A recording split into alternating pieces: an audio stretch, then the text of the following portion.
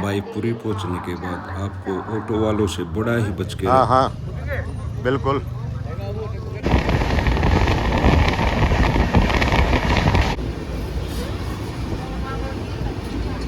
Good evening guys, welcome back to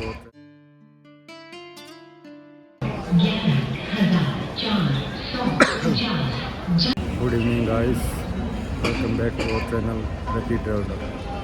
guys, ये आपके सामने नई दिल्ली रेलवे स्टेशन है, जिसमें आपको विभिन्न प्रकार के विभिन्न स्टेटों की तस्वीरें नज़र आ रही होंगी। जहाँ जिस स्टेट में जो चीज़ प्रसिद्ध है, जो डांस है, वो आपके सामने नज़र आ रहा है। ये यहाँ पर व्हीकल्स की आपको भीड़ नज़र आ रही होगी, जो कि सारी रात ऐसे ही चलती है। दीवारों पर जो आपको चित्र नज़र आ रहे हैं, कहीं पर कोई बिल्डिंग दिखाई दे रही है फेमस, कहीं कोई डांस का चित्र है, तो वो हर स्टेट की यहाँ पर झांकियाँ दर्शाई गई है कि किस स्टेट में कौन सा लोक नृत्य प्रसिद्ध है और किस स्टेट में कौन सी वास्तुशिल्प प्रसिद्ध है। जो आपके सामने जो पंखा दिखाई दे रहा है, इसकी पंखड़ियाँ लगभग 50 फुट लंबी हैं। 0 से 16 नंबर का प्लेटफार्म ये आपके सामने दिखाई दे रही है। ये प्लेटफार्म 8 के लिए, जहाँ से पुरुषोत्तम एक्सप्रेस पुरी के लिए चलेगी न्यू दिल्ली से, उसका स्थान है।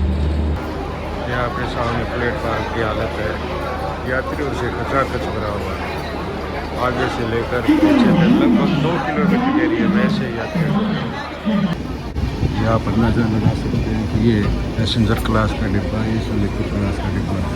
ये देखिए, स्लीपर क्लास का डिब्बा होते हुए भी सभी यात्री इसी में फंसे हुए हैं और इससे महसूस होता है स्लीपर क्लास है, जनरल क्लास है।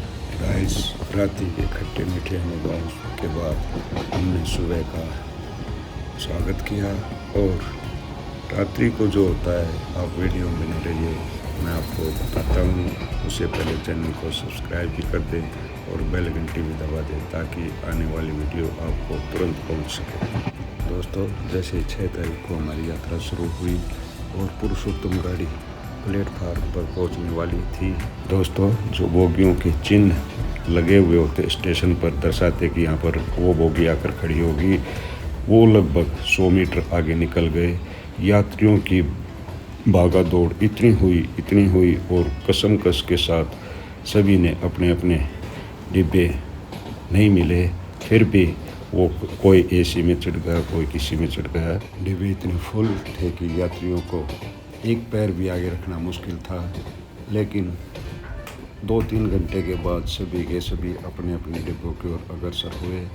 लेकिन ये क्या, जाकर देखते हैं कि जो हमारे सह यात्री थे उनकी और हमारी सीटों पर कोई और बैठा हुआ था, लेकिन उनको उठाने की कोशिश की गई, वो बिल्कुल भी नहीं मान रहे थे कि हम कहाँ जाएं। जब साथी यात्रियों ने उन्हें समझाया कि आप गलत व्यवहार कर रहे हैं, औरतें और लड़कियां तो इसका नाजायज़ फ़ायदा उठाती हैं। एक और ने तो कमाल ही कर दिया, जिसके साथ 3-4 औरतें और बैठी हुई थी, इतनी भद्दी गालियाँ निकालने लग गई कि यात्रियों का सुनना भी मुश्किल था। तब उसने बड़बड़ाते हुए सी छोड़ी। एक नहीं 3-4 औरतें बैठी हुई थी। रात को जो टीटी आते हैं या पुलिस वाला स्टाफ आता है, वो भी इस बारे में कुछ नहीं करता, क्योंकि उनका रोज़ाना का काम हो इन बातों से बहुत ही वाकिफ़ हो चुके होते हैं। टीटी को अपना जुर्माने से फुर्सत नहीं मिलती, टिकट बनाने से फुर्सत नहीं मिलती, और जब सीट के लिए कहा जाता है देखते हैं और जो 4-4 महीने पहले टिकट लेकर बैठे हुए होते हैं कि हमारी रिजर्वेशन हो चुकी है, उनकी सीट तो होती ही नहीं। वहाँ पर तो नीचे 4 फंसे हुए हैं, ऊपर 4 फंसे हुए हैं। अगर किसी यात्री को गलती से वॉशरूम भी जाना पड़ जाए तो वो तो इसके लिए ऐसा समझ लो एक भयंकर युद्ध जीत लिया है। अगर वहाँ तक पहुँच भी गया तो उसके बाद फिर बाथरूम के गेट के सामने कट्टे, बोरी, बैग्स लगे हुए होते हैं। अगर गेट खुल भी जाए तो अंदर भी कुछ न कुछ मिलता है, कोई बैठा हुआ मिलता है, कोई गुटखा खा रहा है, कोई धूम्रपान कर रहा है। पुलिस फोर्स वाले को कहा जाता है कि कृपा करके इनको हटवाइए, लेकिन वो भी एक बार कह के और वापस चले जाते हैं। भाई एक पानी बेचने वाले ने तो कमाल ही कर रखा था। जो रात की बची हुई बोतलें थी वो अपने कंपार्टमेंट तक जा नहीं सका। उसने जो यात्रियों के हाथ धोने की जगह होती है बोगी के अंदर, उसके अंदर ही रख दिया और उसमें नीचे गंद भी भरा हुआ था। इससे ज्ञात होता है कि इन्हें यात्रियों की स्वास्थ्य की कोई चिंता नहीं है, सिर्फ अपनी बिक्री करनी है, चाहे वो किसी प्रकार से हो। इस यात्रा का बहुत ही बुरा अनुभव रहा। एक बार फिर अगर आपने रेल में यात्रा करनी है और लंबी यात्रा करनी है तो आप एसी क्लास की ही टिकट बुक करवाएं। स्लीपर क्लास, जनरल क्लास की कोशिश ना करें, क्योंकि स्लीपर क्लास का तो हाल जनरल क्लास से भी बुरा है। साथियों, गाड़ी की हालत का वृत्तांत सुनाते सुनाते हम बाहर के दृश्यों को तो भूल गए कि बीच में कई बड़ी बड़ी नदियाँ आती हैं जिनके 2-2 किलोमीटर लंबे पुल भी हैं और वो रास्ते में बड़ा ही मनोरम दृश्य प्रस्तुत करती हैं। वही रास्ते में स्टेशन तो बहुत सारे आते हैं, लेकिन प्रयागराज स्टेशन जब दिल्ली की तरफ से चलते हैं तो प्रयागराज के बाद ये गाड़ी जनरल ही हो जाती है। एक्सप्रेस का तो सिर्फ नाम लिखा हुआ है। हर स्टेशन पर रुकती है, चाहे वो बड़ा है चाहे छोटा है। एक आध स्टेशन छूटता है, नहीं तो ये पूरी तक ऐसे ही हर एक स्टेशन पर रुकती चलती है। साथियों, ये गाड़ी में हमारी दूसरी रात है, देखते हैं कैसी बीतती है। भाई गाड़ी में ये हमारी दूसरी रात का अंत है और आपको सुदूर पूर्व में लालिमा लिए हुए सूर्य का निकलना दिखाई दे रहा होगा। कभी नारियल के पेड़ों के अंदर से, कभी किसी पेड़ के अंदर से सूर्य किरणों का छनकर आना बड़ा ही अच्छा और लुभावना लग रहा है। सुबह की लालिमा लिए हुए सूर्य का निकलना किसको अच्छा नहीं लगता। अब हमारी यात्रा समाप्त होने वाली है। गाड़ी से अब हम उतरेंगे और देखते हैं ऑटो वालों का व्यवहार कैसा होता है।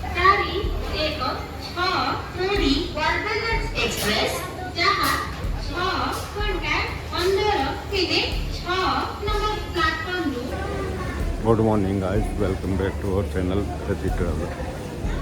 दोस्तों, हम 36 घंटे के बाद पूरी स्टेशन पर उतरे हैं। अब हम बाहर की तरफ ऑटो के लिए जा रहे हैं।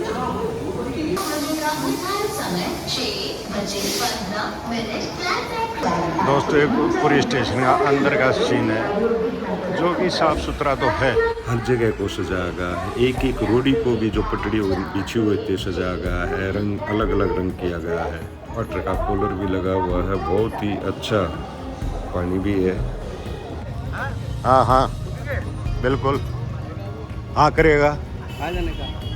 चक्कर रोड पे ओम साई होटल है। चक्कर रोड पे ओम साई होटल है। हाँ बोलिए। हो जाएगा। कितना लेगा? 160 रुपये। नहीं फिर 100 में हर साल ना जाते हैं हम 100 में। छोड़ो फिर। हाँ हाँ कहाँ? चक्कर रोड पे। चक्कर रोड पे। रोड। हाँ भाई, पूरी पहुंचने के बाद आपको ऑटो वालों से बड़ा ही बच के रहना है, क्योंकि ये हर प्रकार से कमीशन मारते हैं।